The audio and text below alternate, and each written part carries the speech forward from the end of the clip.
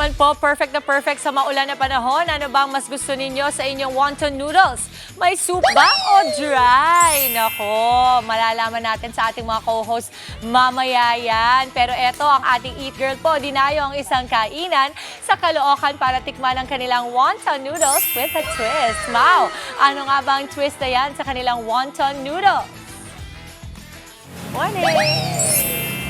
Happy Monday morning, Mama Dims! At good morning sa ating mga kapatid. Ito na nga, nakita niyo po, hawak ko ang ating beef wonton noodles na talagang umuusok pa talaga. Ito, meron siyang pechay Baguio, meron siyang egg noodles.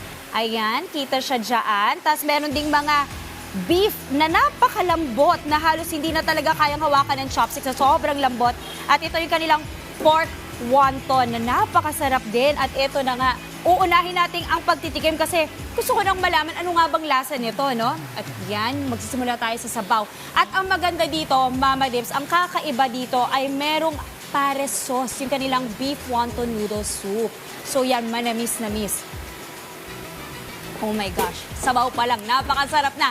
Okay, para pag-usapan po ang kanilang napakasarap na beef wonton noodles na may pares sauce, makakausap po natin ngayong umaga si Sir Pompom!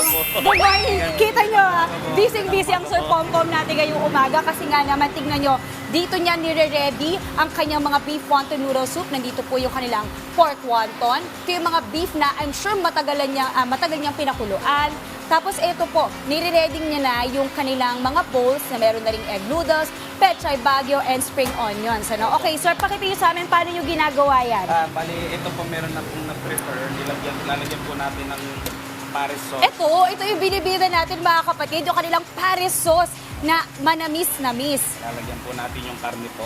Okay. Pag nalagyan po, tsaka po natin siya sasabawan. Okay, ayun yung sabaw.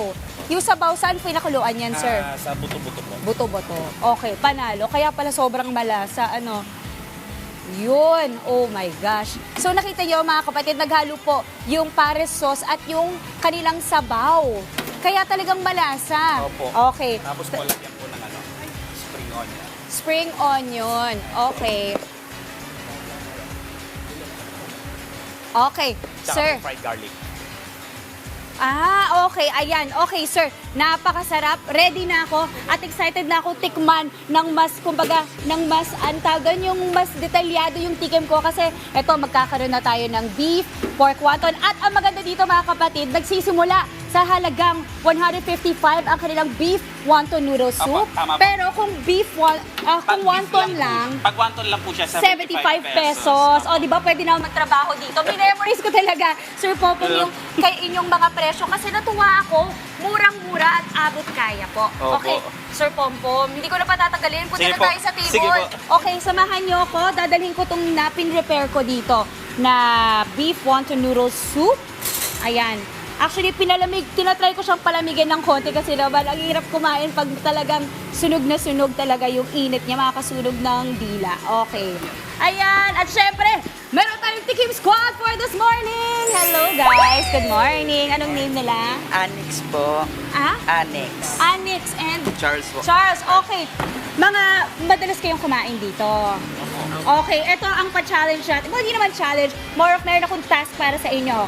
Titikman natin to, tapos i-rate natin kung pang ilan, 1 to 5, 5 being the highest, anong rating nyo, okay? Alright, let's eat! Ayan na, tikiman time! Ito na yung favorite part ko talaga sa on the go eh. Ayan, oh my gosh, look at this. Oh my God, look at the beef talaga. Ang lambot. Oh, halos hindi na siya makuha ng chopstick ko sa sobrang lambot niya. Oh my God. Ang lambot? Gano'ng katagal yun yung pinapalambot yung beef? Nasa 3 hours po. 2 to 3 hours po. Kaya pala. Okay, tas eto na. Ang kanilang egg noodles na gusto ko yung texture kasi very firm siya. Hindi siya yung malabsak. Medyo ano siya, Fresh egg noodles. fresh egg noodle soup. Uy, panalo to. Kaya pala eh. Panalo. Tapos ito, mga kapatid, ito po, yung kanilang pork wonton. Opo. Sir, kayo talaga gumagawa nito? May gumagawa po para. May gumagawa para sa inyo, pero freshly made talaga. Ayan. Umuusok pa. Ang sarap. Tingnan nyo. Diba? Siksik talaga yung laman niya. Tapos perfect siya na combination sa beef, sa noodles, sa sabaw na may pares na matamis-tamis.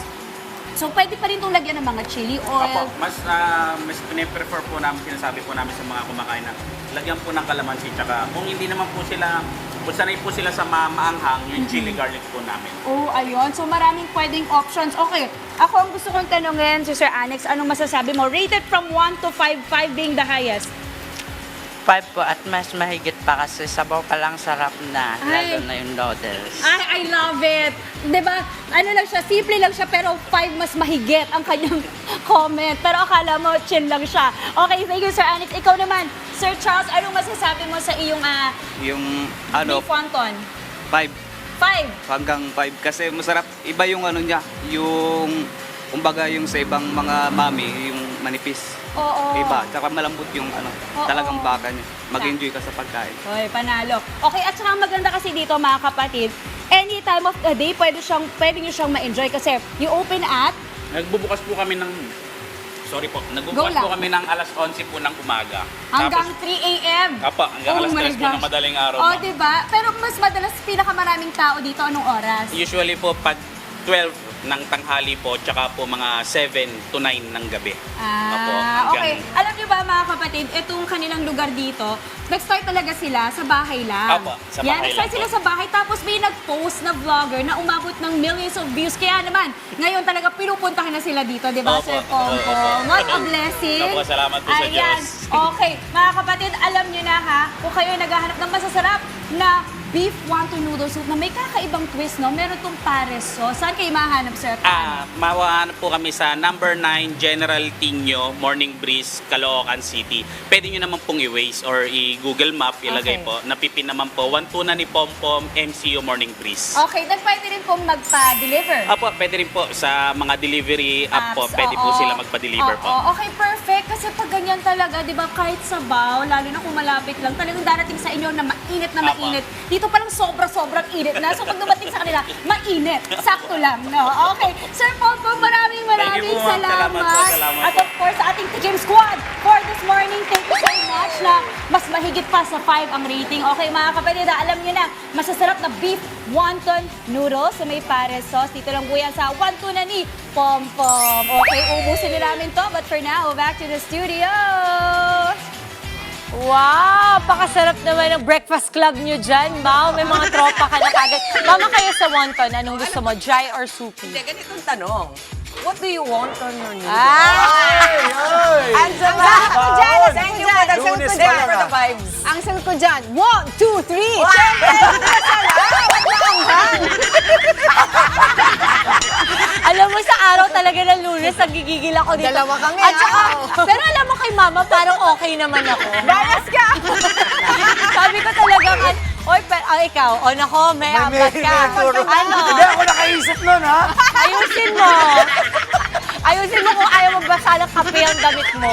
Ano? Gusto niyo ng jokes ni Angela? Ano? Naku, nag-guys ka pa ng ano? Nag-iisip ako ng backstory. Marami kasi want to sawa.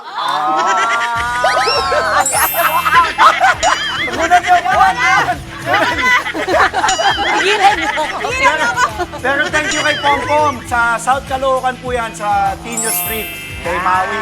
Pompom. Thanks, tayo po. Ma. Sa wonton. Want to sawa yan. Sa wonton. Mga kapatid, Maui David po. Para laging updated sa viral food spots at unique destinations, mag-follow at subscribe na sa social media pages ng News 5.